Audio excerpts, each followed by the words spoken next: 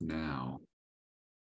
All right, welcome. So this week, this month has been kind of interesting. There's been a lot of stuff that's going on. So today we're going to talk a little bit about what's going on in the markets, and then we're going to talk about the Secure Act 2.0, which was just passed on the 29th of December. Nothing too crazy. I mean, there are some adjustments and changes that have been made, but at this point, nothing so much that we're saying and freaking out and saying that everything's going, haywire and everything like that. So we'll go over some of those changes here and also kind of an update of what's going on in the markets, what we've seen so far. And then I'll throw one other tip at you. We're in what I call the golden age of fixed rate accounts. So we'll go into kind of what that means here in just a second. One quick follow-up here. Brandon, Lindsay, Rich, I've made you co-hosts. I can't turn off the waiting room for some reason. I guess our meeting lineup has changed. We usually can just turn that off when people log in. Would you just keep an eye to make sure that people are admitted if they are in that wait room? Hey, I'm having withdrawals here. I can't believe you don't have a tie or a bow tie. I'm freaking out. This open collar gauge. I mean, this is cool. What's going on here? Getting soft in his old age or something. I don't know. Anyway, welcome everybody. It's good to have you here. So let's talk a little bit about what's going on. There's our disclosures, all that good stuff. Here we are. So agenda for today: markets. What's going on? What are we seeing? What's causing us to lose sleep? And what are the good news pieces that we see? And then Secure Act 2.0. What does it mean, and how do we take advantage of it? So let's see here. Quick metrics, good news. Earlier this week, we heard CPI was lower than what was estimated. So we're sitting at 6.5% for December year over year. 6.7 was expected. We're finally over those gotcha inflation numbers. Inflation's still high. I think that's not a surprise to anybody on this call. But it looks like inflation is starting to cool a little bit. Certain areas like natural gas in the last 2 or 3 months is starting to cool down. Certain pieces of a basket of groceries are starting to calm down, but I feel like other pieces are starting to spike as well. So we're still seeing high inflation, higher than what the Fed would like. But the other side of this is it's starting to come down a little bit. Some of the Fed increases that we're seeing are starting to work. Another huge, this is probably the most important thing of everything that's on there, GDP rose in Q4 of 2022. I don't think anyone was expecting that. We saw a 2.9% increase, and looking at the total GDP, we saw economic growth for the year of 2022. That is huge. The fears of recession, we had 2 negative quarters, we had 2 decently positive quarters. Now, granted, 2.9% isn't the highest level of growth that we've ever seen, but in a high inflationary period, to see any level of growth is a huge success. We are expecting that there will be some light recession in 2022. So or in 2023 rather. We're thinking Q1, Q2, maybe Q3, we may see GDP start to regress just a little bit.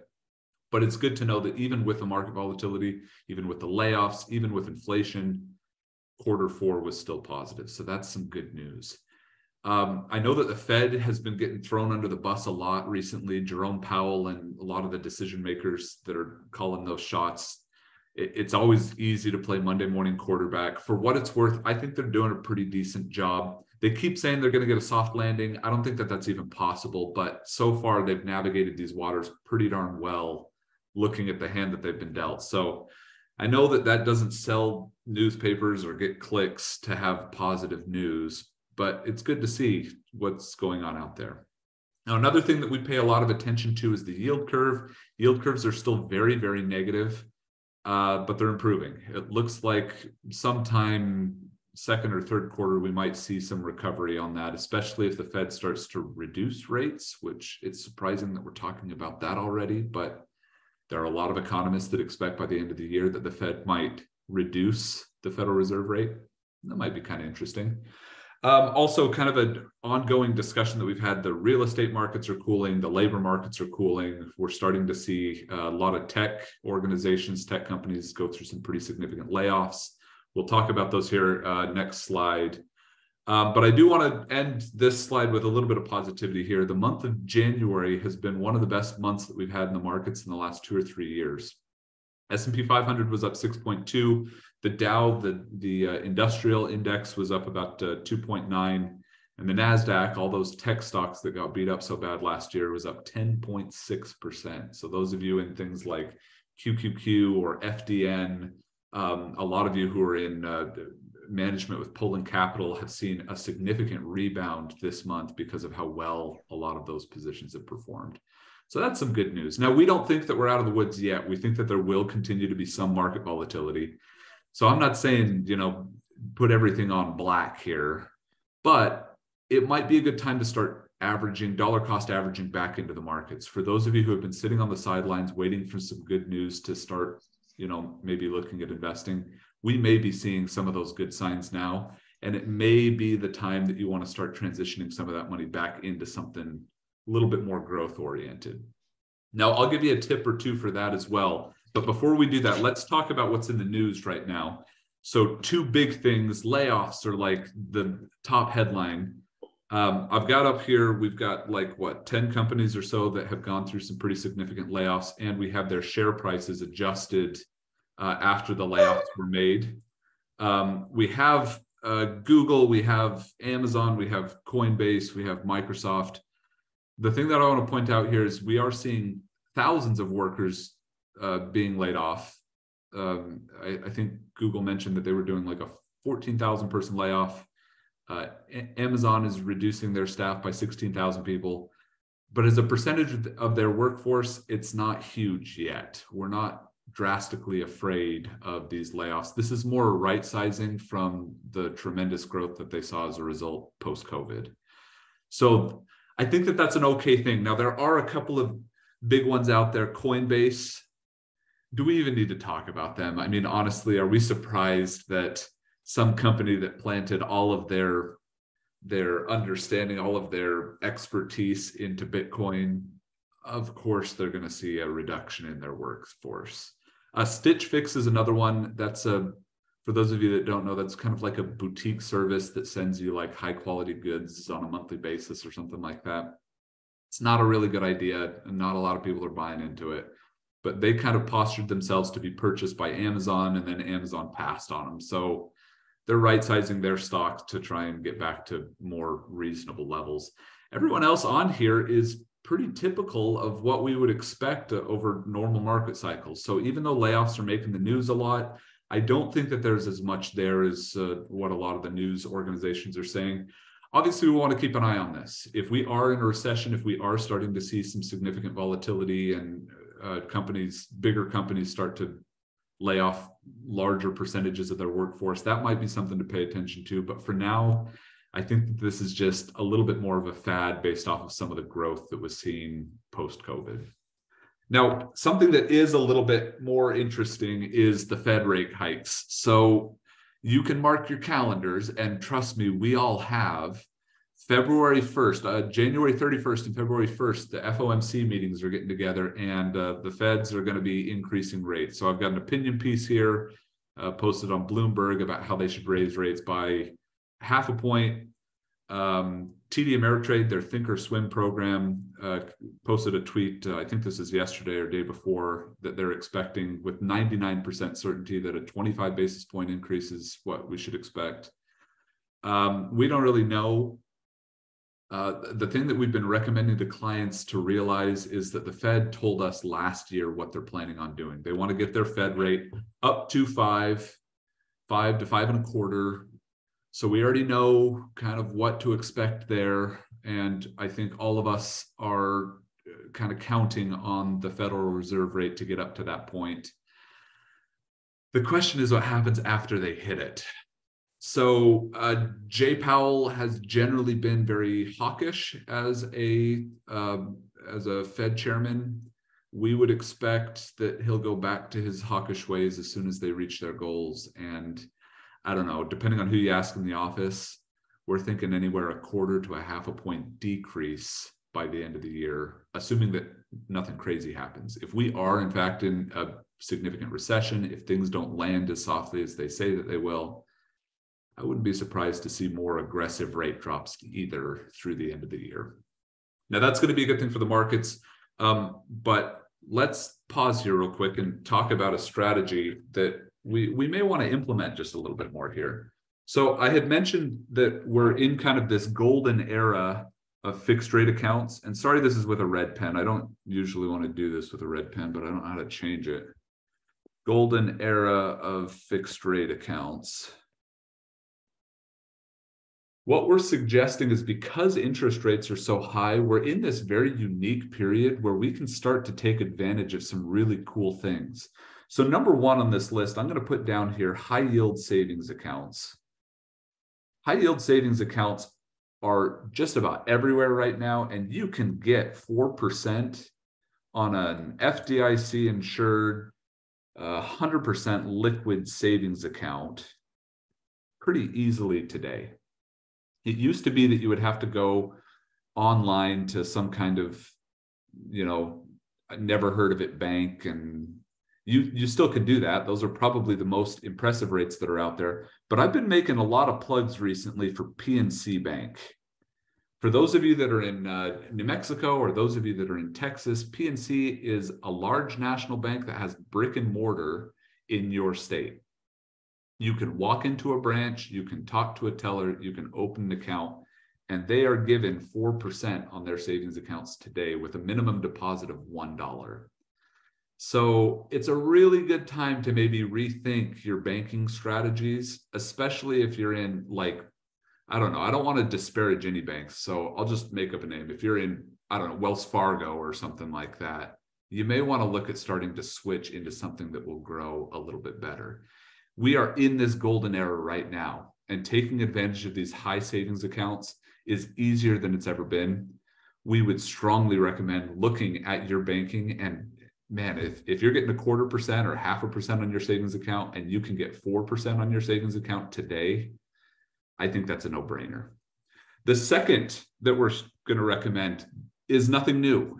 Anyone who has talked to us in the last year is aware of this, and we've actually done a number of YouTube videos and even a market update about I-bonds. I-bonds are treasuries that are issued by the United States government. So the I in that I-bond stands for inflation. Right now, those I-bonds are paying 6.9%. Now that rate changes. That rate changes every May and every November. You got to pay attention to these things. But where else are you going to find 6.9% as a return right now? The other side of this too is that you have to keep these accounts in place for 12 months. So there's a little bit of a liquidity concern. You don't want to go and take all of your money and dump it into these I-bonds. You couldn't do it if you wanted to anyways. I'll get to that point in just a second. But the money that you do put into an I-bond is going to be tied up for the next year.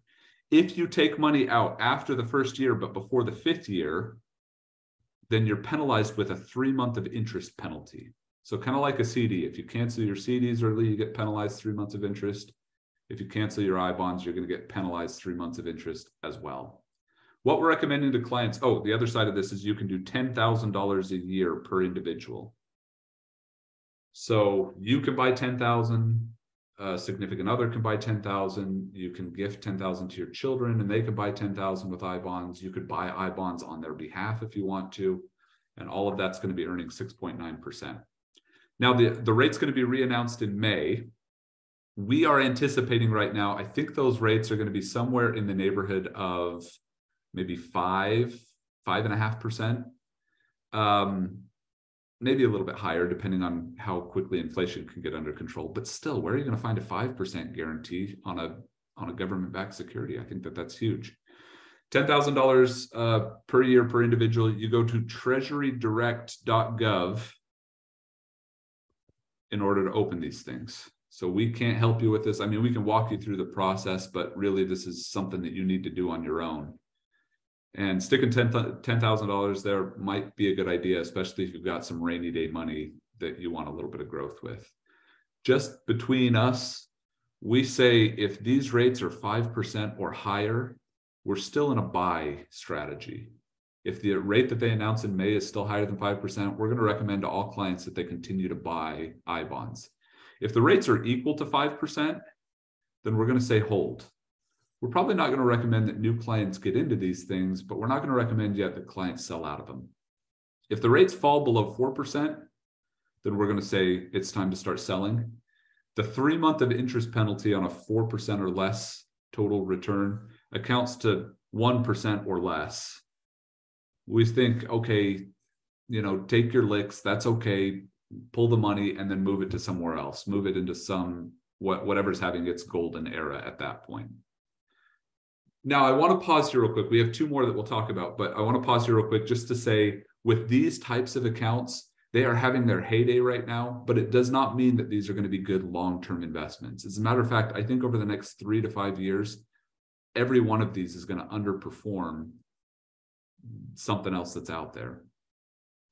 We don't suggest buying these things and holding them for the next 10 years. You shouldn't buy these things and then hold them for the rest of your retirement. But I believe very much in making hay while the sun shines, and the sun is shining on these types of accounts right now. So let's make some hay, harvest it, and then move on to the next thing.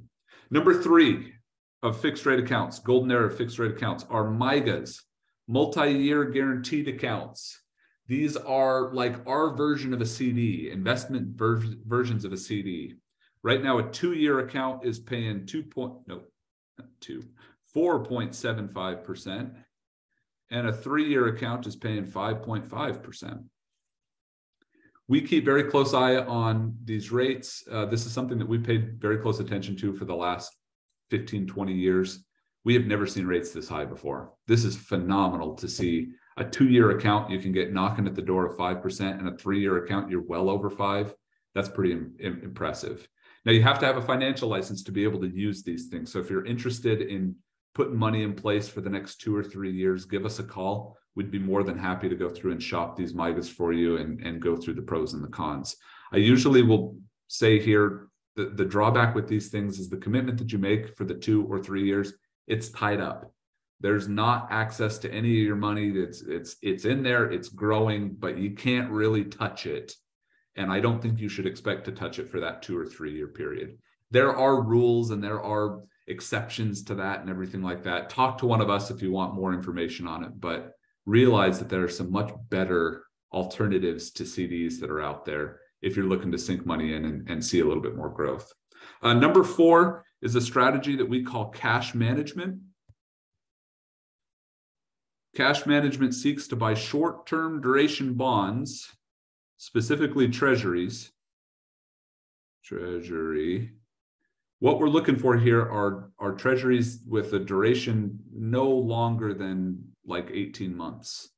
So we're going through this really interesting time right now where short-term bonds are performing drastically better than long-term bonds are. I think people are concerned about the future. They're worried about interest rates. And so they're flocking to these short-term positions because they think that that's going to be a safer bet for them in the long term. And that's forcing the return to go up. Right now in our cash management accounts, we're earning somewhere between, I would say, 4.5 to 5%. And we like to say that these accounts are 100% liquid. Because of the duration of the bonds, you can get in and out of them relatively easily. I know it's not exactly like this, but PNC is investing in something to be able to give you that 4% rate. What we do with cash management is the same thing PNC is doing, just without the brick and mortar, without the headache. We're buying the same types of treasuries that the banks are buying, but we don't have to pay the bank employees to do it.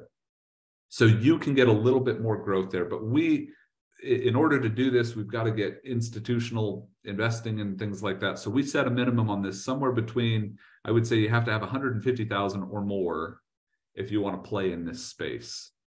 You can see every one of these has pros and cons, but we would recommend taking a look at each one of them. Take a look at your bank, consider I-bonds, look at MYGAs, look at cash management, and all of these will help to increase your returns without taking a whole lot much more risk than what you're currently doing, especially if you've got money just sitting on the sidelines right now, what Lynn calls lazy money. Put that money to work. Let's get that money kicked off the couch and out working for you after all. So there's kind of our thought. As interest rates peak and start to come down, we'll probably see these things fall out of vogue. But right now, they make a whole lot of sense. And I think that's definitely something that everyone should be looking at and considering for themselves. Okay, let's talk about the main event here. Let's talk about the Secure Act. which, by the way, Romy Martinez mentioned the PNC high yield savings account is online only. That is true in order to set up, but you can still access it at any bank. So once you get it set up, once you have that deposit made, it's still nice to know that you got a brick and mortar bank that you can trust. You're not having to go to My Savings Direct based out of New York. I don't know who they are. I've never been in one of their branches, or Western State Bank. Again, I don't know who they are.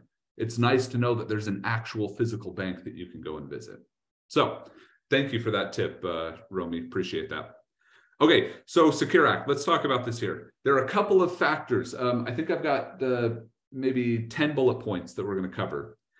I've tried to list them in like importance. So the Secure Act was passed. This was a follow-up to a law that was passed at the end of 2019 that adjusted a few things. The Secure Act 2.0 kind of updates that and adjusts it a little bit more. RMD age has increased to 73. RMD stands for required minimum distribution. This is the forced withdrawal that you have to take out of your IRA accounts. Starting at a certain age, the IRS requires you to start pulling your money out so that they can generate their tax revenue. Under the Secure Act 1.0, that required minimum distribution age was increased from 70 and a half up to 72. Now, for individuals who are not collecting their RMDs yet, that 72 has been advanced to 73. They have also said that after 2033, the RMD age is going to go all the way up to 75. So for those of you who are still a little ways away from your required minimum distributions, you'll have an extra year or two before you have those forced distributions to come out. I think that's a good thing. I wish that they would get rid of the RMDs altogether. I know they never will because that's a huge tax revenue generator.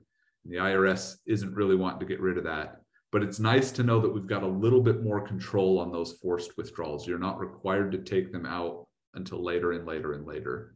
I hope that they'll continue to increase that age, but we'll see kind of how that plays out. The other big news here is if you forgot to pay your RMD, you forgot to take that money out, let's say that you are 72 this year and you had to take your withdrawal, but you forgot, there was up to as much as a 50% excise penalty on not taking that RMD. Thankfully, that's done. At this point, they've reduced that down to 25%. And if you respond in a timely manner, we think that that means 2 years, then they'll only hit you with a 10% penalty. Now, I don't believe in paying a penalty for anything here.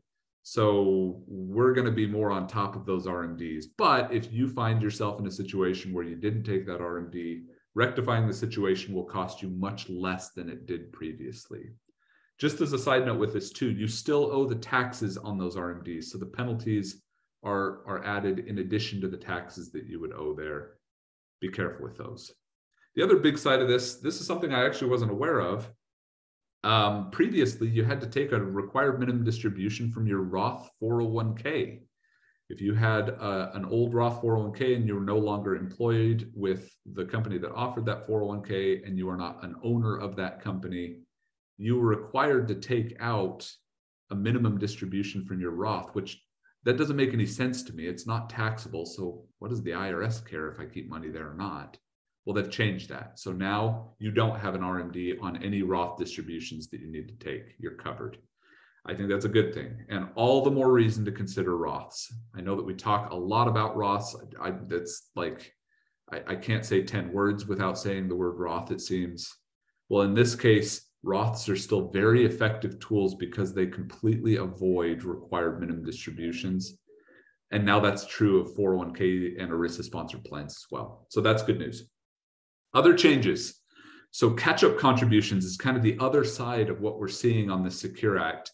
First off, ERISA contributions are increased $22,500 for individuals that are under the age of 50. That's up from $20,500 last year. If you are over the age of 50, you have an additional $7,500 catch-up contribution to increase that up to $29,000. Now, there's a weird rule here too. Of course, they couldn't just keep things normal.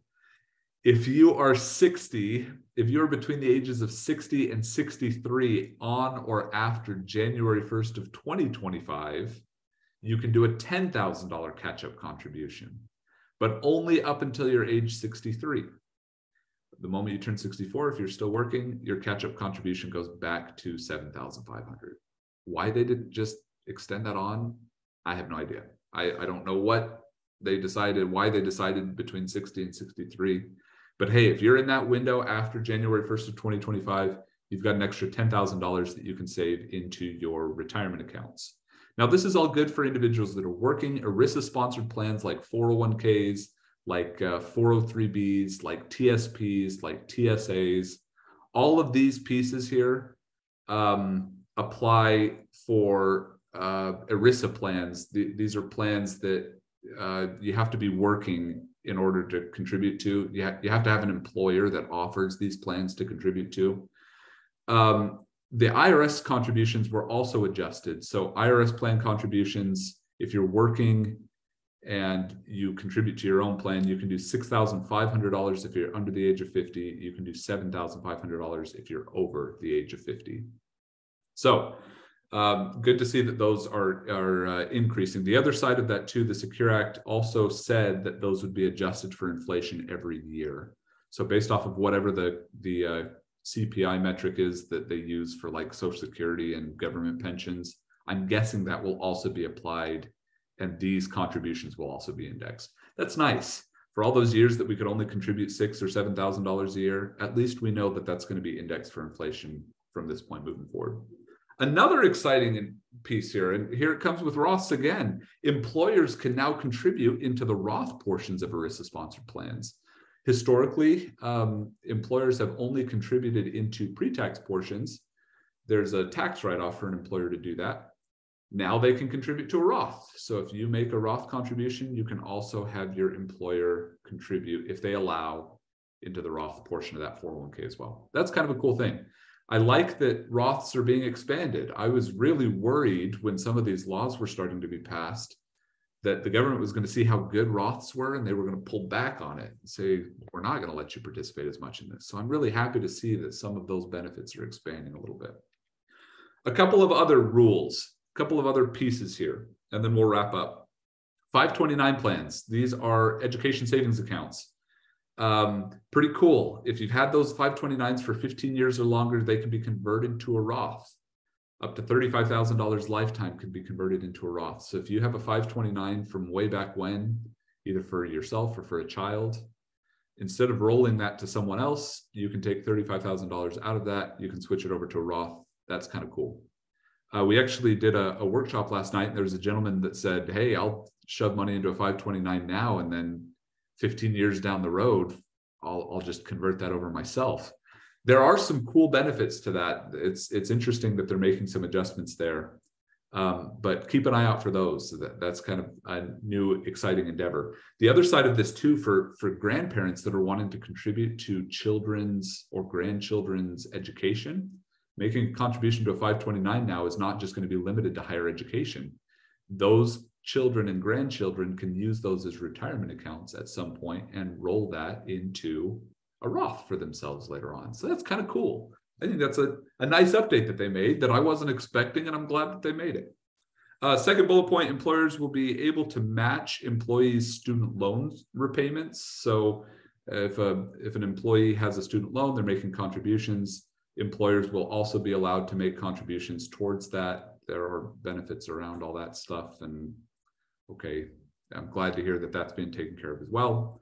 Roth IRAs will also allow emergency savings withdrawals. So you can do a maximum $1,000 distribution for any reason, as long as it's an emergency. There are rules and weird bits around that. You have to repay it before you can use it again. But it's good to know that the federal government is being a little bit more lenient for individuals to tap into some of their retirement accounts without penalty. And finally, employees will be automatically enrolled in 401ks. This is a long time coming. They've been talking about doing this kind of a thing for a number of years. And for any of you who have been working with an employer in the past where it's difficult to open up those 401ks and you think, I'm too intimidated to do it. Well, here now, the process to get that started will be much, much easier, which I think is a good thing. We should be allowing people to open up those 401ks sooner and easier than they have in the past. Okay, so that's what we've seen with the Secure Act 2. There's a lot of talk about it right now. So a lot of people are saying, a lot of news agencies in particular are saying there are some significant adjustments to your retirement accounts. That's it. Those are the changes. There's nothing too scary in there that we've seen.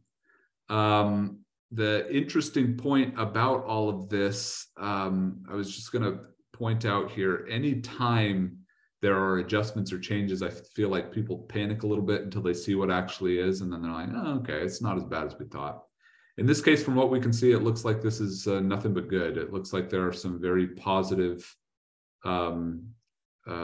adjustments that were made to the tax code that will be favorable to you and me. We're going to be able to use our money better and save our money better than we have before the Secure Act was passed. Now, if you'd like to go into more detail with this, we would encourage discussions there. So just feel free to reach out. We can get you scheduled. We're always happy to sit down and review some of these things together, whether in person or virtually. I think it's a lot of, it's much ado about nothing, to quote Shakespeare. Maybe not nothing. There are some good things that are there, but I don't think it's nearly as scary as we thought it was going to be. So that's good news. Finally, we've got some positive news with this. Okay, that is our market update for today.